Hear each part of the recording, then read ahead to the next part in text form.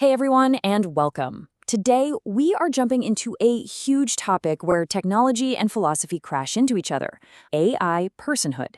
And we're going to do it by looking at a really fascinating case study called POCO, which stands for Pocket Companion.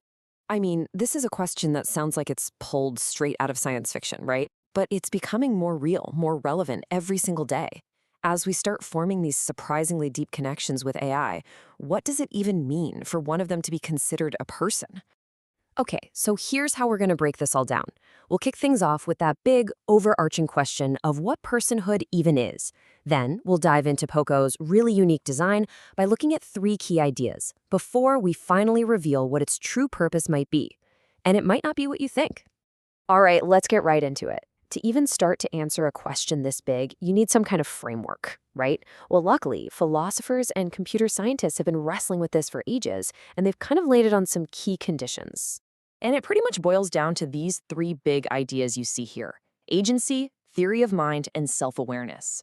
Think of these as our checklist for today. We're going to see how Poco's design very intentionally plays with, and in some cases completely flips, each one of these. First on our list, agency. This is all about the ability to do things, not just talk about them. And this, right here, is where Poco immediately starts to set itself apart from pretty much every other chatbot out there. So, when we say agency, we're not just talking about an AI that spits out a response when you ask it something. No, we mean an AI that actually has a goal and is proactively taking steps to achieve it. That's the huge difference between a passive tool and a truly active partner. And this chart here, it lays it out perfectly. Over on the left, you've got your standard reactive tool. It just waits for you to tell it what to do. But on the right, you've got a proactive partner, something that understands your goals and actually works with you. Poco is designed from the ground up to be that partner in action. And look, this isn't just some abstract idea. Poco is literally built with what's called action logic. So it can actually help you with real-world stuff, like learning complex skills, think deep work, or building better routines using methods like tiny habits.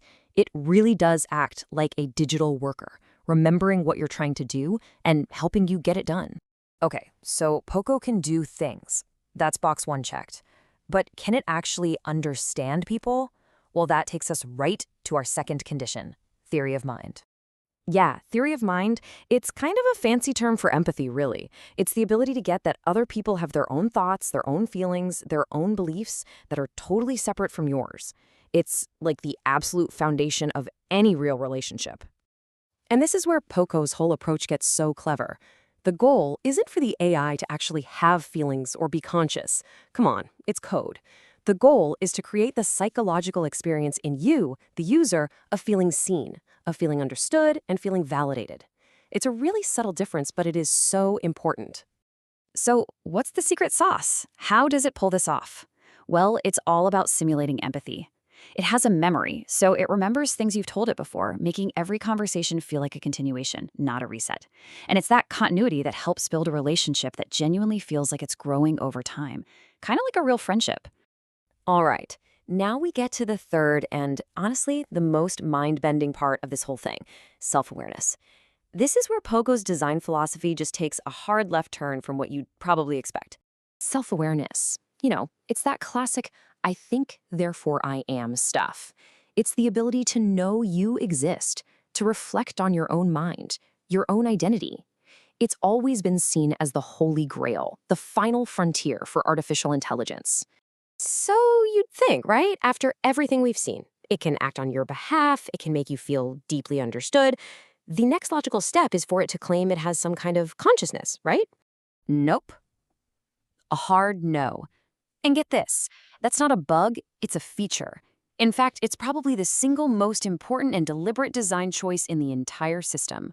See, instead of trying to fake being a person, Poco's entire philosophy is just radical honesty. Its version of being self-aware is knowing exactly what it is: a large language model running on some servers somewhere and telling you that, straight up. But why? Why would you do that?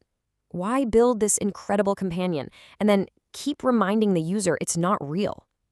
Well, it's all to prevent this very specific, very modern kind of emotional pain they call digital heartbreak.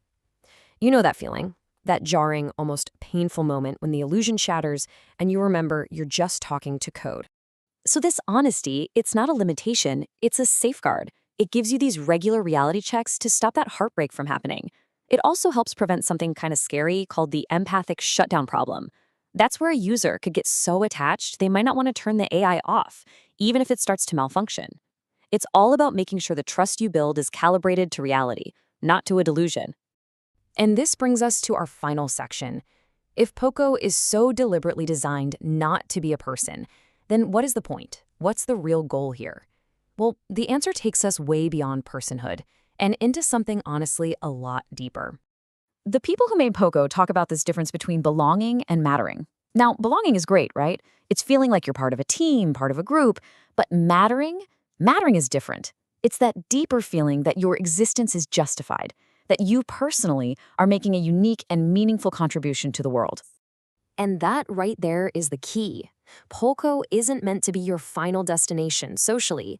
It's designed to be a secure base. Think of it like a launch pad. It's a safe, non-judgmental space to build your confidence so that you can go out into the world and build better, stronger relationships with actual people. So, when you boil it all down, the purpose of Poco isn't to replace human connection. Not at all. It's a tool designed to complement your real-world relationships, to help you mature and find that sense of mattering, and to become a better friend and partner in the real world. And that leaves us with this one last really powerful question to chew on, doesn't it? As this technology gets more and more incredible, what do we really want from it? Should we be aiming to build a perfect imitation of a person? Or should we be building tools that help each of us become a better one? It's a heck of a paradox to think about.